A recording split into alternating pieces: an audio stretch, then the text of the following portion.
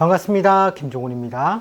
이번 시간에는 2024년 8월 임신월의 운세에서 기의 경우를 한번 알아보도록 하겠습니다. 자, 임신월은 8월 7일 9시 8분 입추부터 시작을 해서 9월 7일 12시 10분 백로전까지의 운을 관장합니다. 자, 우리가 올해가 갑진년인데 갑진년에서 임신월을 만난 것입니다. 참고로 이 진이라는 것은 신자진 삼합의 운동성으로 인해서 수국을 만들려는 운동성을 가지고 있습니다. 삼합이라는 것은 사회적 목적의 함이므로 따라서 이런 신월이나 자월이나 진월일 경우에 보통 그 결과물을 많이 조성하는 달이 됩니다. 자, 그리고 그 결과물이 확실히 어디로 편중되는지를 보려면 오행적으로 보면 되는데 갑은 목에 속하고 진은 토에 속하고 임은 수고 신은 금에 속합니다. 뭔가 딱 부러지게 어느 한쪽의 편중성이 없으므로 그렇게 치우친 결과물은 나타나지는 않는데 단 요 신에서 신의 지장간이 무기 임경이라고 있습니다. 기가 있다고 보시는 분들도 있고 없다고 지장간에 보시는 분들도 있습니다. 자, 참고로 하시면 되고, 어쨌든 이 임수라는 것이 천간에 이렇게 투출을 하여 그 지지에 금생수의 모양으로도 봤고 12운성적으로도 장생의 모양을 가지고 있으므로 이 임의 글자가 뭔가 임신월에는 좀 크게 작용을 할 수 있다는 것입니다. 자, 그러면 이 신에 있어서 각 천간, 10개의 천간의 12운성을 본다면 갑은 절지에 들어가서 절이라는 것은 그 기운이 완전히 끊어진 상태를 이야기합니다. 갑의 입장에서는 기의 입장에서는 이 갑이 정관의 별이 되죠. 정관, 나의 남편의 별도 되고 또 나에게는 딱 맞는 관직의 별도 되는데 그것이 완전히 좀 끊어진 상태라고 보시면 되겠습니다. 따라서 남편의 활동성이 굉장히 좀 위축되어 있는 상태, 건강이 불안한 상태 이렇게 보실 수도 있고, 그 다음에 을이라는 것은 기의 입장에서는 평관입니다. 평관이 태지에 들었다는 것은, 태지라는 것은 막 잉태되어져서 생후 한 3주 정도, 생후가 아니죠. 뱃속에 잉태된 상태에 3주 정도 된 상태를 이야기합니다. 굉장히 그러므로 갇혀있는 상태, 제살, 수옥살이라고도 이야기를 하죠. 즉 평간의 기운은 나에게 낮으니 이것은 그나마 긍정적인 효과가 있겠습니다. 그리고 병이라는 것은 기의 입장에서는 정인의 형태로 나타납니다. 이 정인은 병지에 들어 쇠약해져서 병에 든 상태를 이야기합니다. 이 기의 입장에서는 모친의 별도 되겠죠. 모친의 별이 병지에 들으시니 즉 어머님의 건강을 좀 유의해야 되는 달이 될 수도 있습니다. 그리고 정은 편인이 됩니다. 편인은 목욕지에 들게 되어 뭔가 내가 이공학문이나 기술학문이나 자격증 이런 것들은 목욕지에 들어서 뭔가 폼이 나게 됩니다. 남들의 시선, 이목 집중을 받을 수 있고, 단 그것을 행하고자 한다면 이 연살 도화살이라고 해서 뭔가 소모 지출의 인자, 즉 목욕에서는 막 태어난 아기가 오물을 씻는 동작과 같아서 깨끗이 이쁘게 하지만 씻어내는 동작으로 뭔가 소모 지출의 인자를 가지고 있다는 것입니다. 그리고 무는 나에게 겁재가 되죠. 겁재는 병지에 들어 쇠약해져 가는 상태이니 이것은 그나마 다행적인 일이 되겠습니다. 자, 그리고 나 자친 비견, 나와 똑같은 사람들과 나도 마찬가지로 목욕지에 든다는 것은 뭔가 내가 시선 집중을 받을 수 있는 인자가 있는 달인데 그래도 소모 지출의 인자를 동반하고서 내가 이목 집중을 받을 수 있는 달이 바로 임신월이 되는 것입니다. 자, 그리고 경은 상관입니다. 어쨌든 신에서는 경과 신이 걸록과 제왕으로 그 기운이 굉장히 강한 달입니다. 따라서 식신과 상관이 굉장히 강한 달이, 기운적으로 굉장히 강한 달이 되므로 내가 뭔가 새로운 일을 가담한다든지 의식주 확장이라든지 이런 것들에서는 좀 긍정적인 효과와, 또 한편으로는 여자의 경우에는 자식의 별이 되죠. 자식이 굉장히 활동적이고 뭔가 좀 잘 나갈 수 있는 그런 달이 되는 것이 바로 임신월이 됩니다.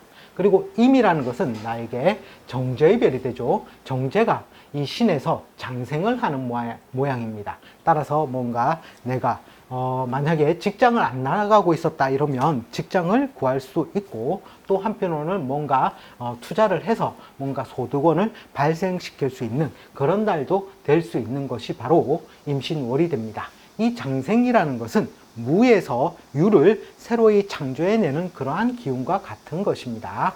자, 그리고 개는 편재입니다. 편재는 사지에 들어서 거의 죽은 상태와 진배 없다. 그 기운이 굉장히 많이 쇠약해져서 이 별 같은 경우에는 편재는 육친상으로 본다면 부친의 별이 되죠. 부친의 기운이나 활동성이 굉장히 약화되는 달이 임신월이 된다라는 것입니다. 자, 그러면 이 기의 입장에서 봤을 때 임신월을 육친적인 관점으로 한번 풀이해 본다면, 이 임은 보통 임신월의 상반기죠. 8월 7일에서부터 한 15일간을 관장하신다고 보시면 됩니다. 자, 그런 운에는 임은 정제가 됩니다. 이 정제라는 뜻은 보수나 급여의 상승, 직급이 낮을 경우에는 진급 또는 적금이라든지 고정소득을 원하게 되는 달이 되고, 따라서 직장을 만약에 없다 했을 때는 이런 기회를 노려서, 즉 8월 상반기를 노려서 직장 취직의 운을 열어보심도 좋아 보입니다. 자, 그리고 하반기의 운은 상관의 별이 됩니다. 상관은 조금 이제 상할상 벼슬 관자로 해서 그렇게 썩 좋게 육친적으로 해석은 하지 않습니다. 그런데 실제로는 기의 입장에서는 귀인의 별들이 많이 들어오기 때문에 상관도 굉장히 길한 별로서 해석이 됩니다. 자, 기본적인 뜻은 의식주 확장이라는 뜻을 가지고 있습니다. 식신도 의식주 확장이죠. 자, 그런데 상관은 식신과 조금 차이점이 뭐냐면 소모 지출의 인자를 동반한답니다. 동반하는 것입니다. 즉 유흥도 될 수도 있겠죠. 그리고 또 따르는 것이 약간의 구설, 잡음도 따를 수가 있고, 여자의 경우에는 관성을 극하는 작용이 심하므로 남편의 근심, 걱정이 따를 수가 있습니다. 남자의 같은 경우는 구설, 시비수가 있으니 이런 것들은 조금 주의를 하셔야 되는 달이 되겠습니다. 자, 그리고 기에는 신을 봤을 때 세 가지의 귀인의 별이 들어오게 됩니다. 첫 번째, 천을 귀인의 별이 들어옵니다. 귀인 중에서 제일 으뜸인 천을 귀인의 별이 들어오는데, 자, 이 천을 귀인은 100가지 어려움이 귀인의 도움이라 주변 혜택으로 잘 헤쳐나가는 가장 길한 별입니다.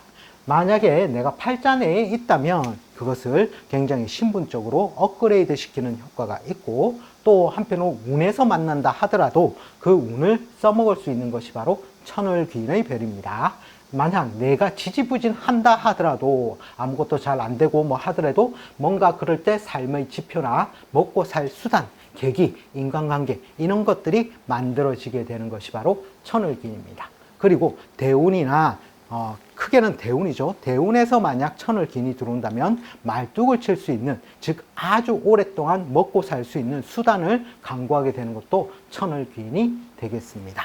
자, 그리고 그 다음으로 금여의 별이 들어옵니다. 금여성이라고도 하는데, 금여는 보통 옛날 왕족들, 금수레를 의미하거든요. 신분이 귀한 사람이 타던 금수레를 의미를 합니다. 요즘 현대적으로 해석을 한다면 이 금수레라는 것은 아주 좋은 차가 되겠죠. 자, 그리고 금수레를 타는 인자로 봐서 귀인의 작용력이 있다라고 보시면 됩니다. 자, 어쨌든 없는 것보다는 굉장히 좋은 별이라고 생각하시면 되겠습니다. 자, 그리고 또 기의 입장에 봤을 때는 천주기인이라는 별도 들어옵니다. 천주기인이라는 것은 하늘의 부엌을 둔 격이라는 것입니다. 즉 하늘에 부엌이 있으니 입만 벌리고 다녀도 한 번씩 감이 떨어진다라고 하는데, 실제로 우리가 입 벌리고 다니면 안 되겠죠. 어쨌든 식복이라든지 이런 것들이 좋아질 수 있는 것들이 바로 이 천주기인이 들어올 때입니다.